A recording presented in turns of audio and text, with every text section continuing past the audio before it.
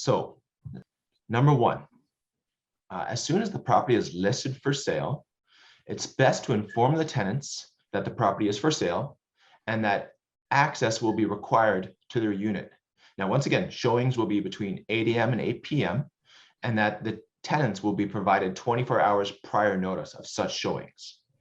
So it's best at that time when talking to the tenants to discuss their preferred method of communication.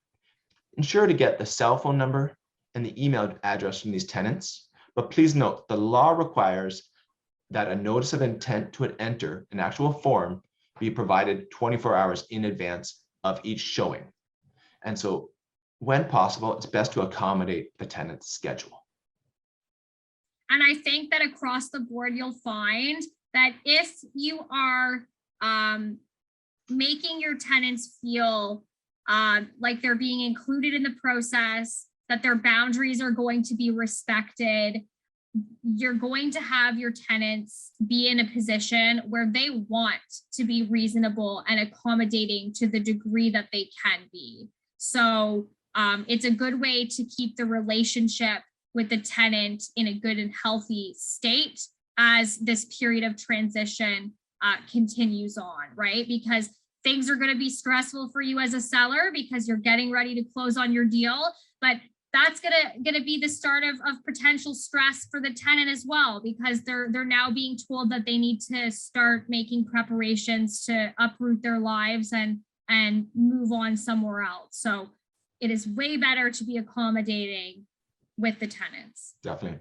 And so when informing the tenants of a showing, ensure to use the preferred method of communication, but also ensure to provide them with the written notice using the notice of intent to enter. This notice of intent to enter can be left on the doorstep, it can be left on the door, it can be rolled up in the doorknob. Important notes that when providing showings of the property or open houses, the tenants don't have to leave. Absolutely. So this is actually the only type of notice that you can actually tape to the door.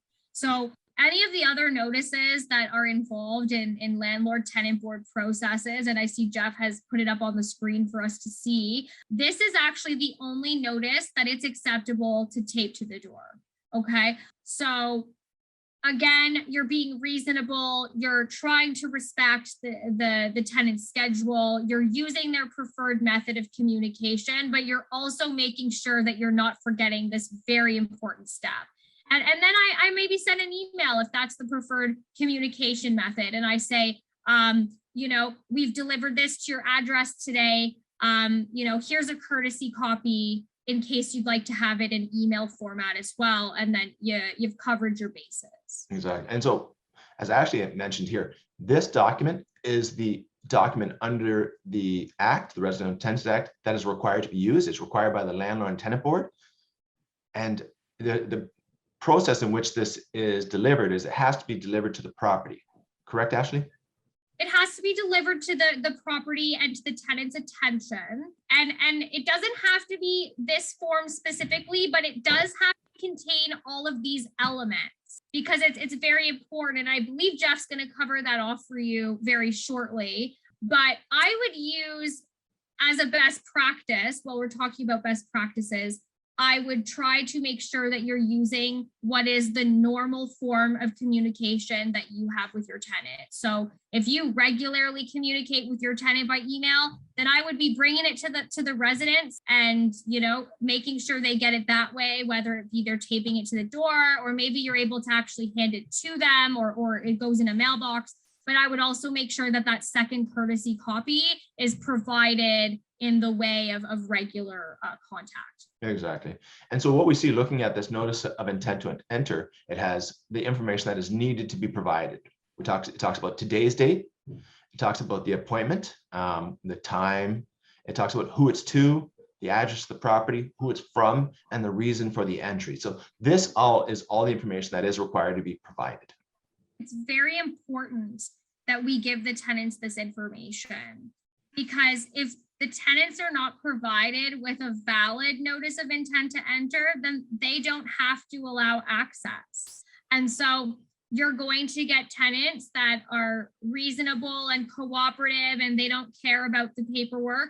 but you're also going to get tenants that are more comfortable following the process to the letter.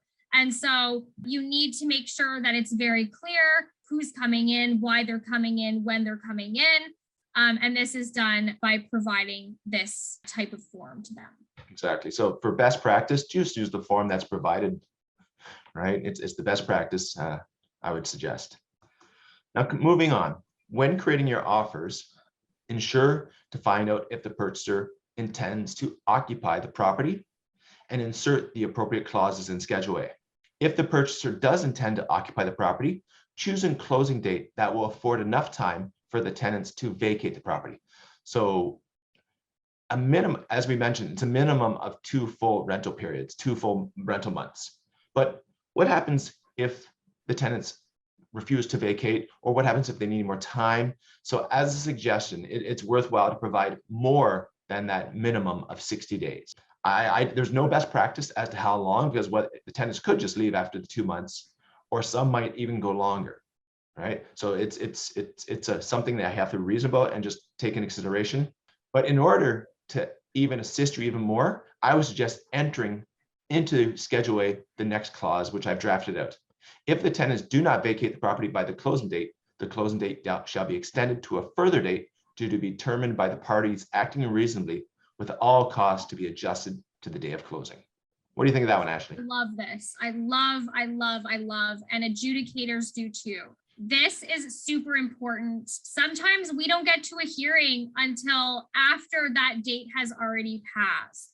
And so when looking at the documents, if the member has any reason to believe that the sale may have fallen through, you're not going to get your application for eviction granted. And so when they can see in the documents that however long it takes, the parties are going to be flexible with the closing date, that really goes a long way to establishing and demonstrating that good faith component. So next is, once an offer is firm, that meaning, well, most offers are going firm nowadays because it's seller's market, but let's say you did have conditions. Once those conditions have been waived and the offer is firm, then and only then at that point should the tenants be served with a properly completed N12, which would be signed by the landlord or the legal representative of the landlord. A legal representative would be a lawyer or a paralegal. It should not be signed by the realtor. And at the same time, then, the tenants will need to be provided with 1 month's rent, as we discussed earlier, which at that 1 month rent is required by the RTA, and it has to be provided before the termination date in the N12. Absolutely. So we touched on it a bit earlier, and it's important. So I think we need to talk about it briefly again. It has to be paid. It's not an option. It doesn't matter if this tenant owes you $25,000 in rent arrears. If you don't pay this compensation, you are not substantially complying with the RTA, and your application has to fail. So it's really important that you give this compensation. And we talked about it after. It doesn't have to be cash or a check. It can be, I'm waiving 1 month of your arrears. So you're no longer in arrears for the period of April to April 30th. Or don't pay me future rent for 1 month because of the compensation, but it has to be paid. Exactly. Now, this is a very important part. It's important to note that delays in scheduling with the landlord-tenant board mean that the hearings will not be scheduled for at least 3 to 6 months from the receipt of the N12. So even let's say, so that's why I point out, coming back to number 2, it's important to choose a closing date that will afford enough time, because you're not going to get a hearing for at least 3 to 6 months. And this is even more important. If there is any mistakes or anything incorrect with your N12, you have to refile and resubmit and rewait that timeline of 3 to 6 months. The other thing is that in September, the act changed again, and you now are required to disclose any time that you've ever served an N12 before on any tenant in the past 2 years. And this wasn't something that you previously had to do, but it applies now. And so this could cause another delay, or it could cause problems with your application, because we talked a lot about good faith. And if you're constantly serving notices that are defective and the applications are failing or they're having to be withdrawn, it starts to paint a poor picture. So it's a lot better to just do it properly the first time. Yeah, and picking up on that, I think it's not more than just a lot better. It's a time saver. It's a money saver from a seller's perspective. You are better off to get the appropriate representation, the appropriate advice. If your paperwork is deficient, you are losing months, up to a half a year potentially, having to resubmit. Now, real estate transactions, as we know, can potentially fall apart in that time. So for your best advice to move the matter forward, it's best that you get the appropriate representation, right? The cost that you will pay for the representation will more than save you the time, the headache, and the processing time. You're just much better off to make sure that you are properly represented. And for me, I refer to Ashley. I trust Ashley. I hope you've seen from this presentation, she has great advice. She is an expert in the landlord and tenant board. And like I said, I defer to her. She knows what she's talking about. And so please reach out to her, afparalegals.com. Her phone number there, 705-673-1000. And she can be reached at reception desk at afparalegals.com. Once again, Ashley, I appreciate you joining me here on this presentation. Your advice is great. You've always been very supportive of Rabbit Law and the clients we send your way. You've always done us well. So thank you very much. Thank you for having me, Jeff. I appreciate that you have me here, and I appreciate that you trust me with your clients, because, you know, I take good pride in making sure that my clients feel like they're well taken care of, and they are well taken care of. That is an email that you can send general inquiries to, and a member of my team is more than happy to help you moving forward in that process.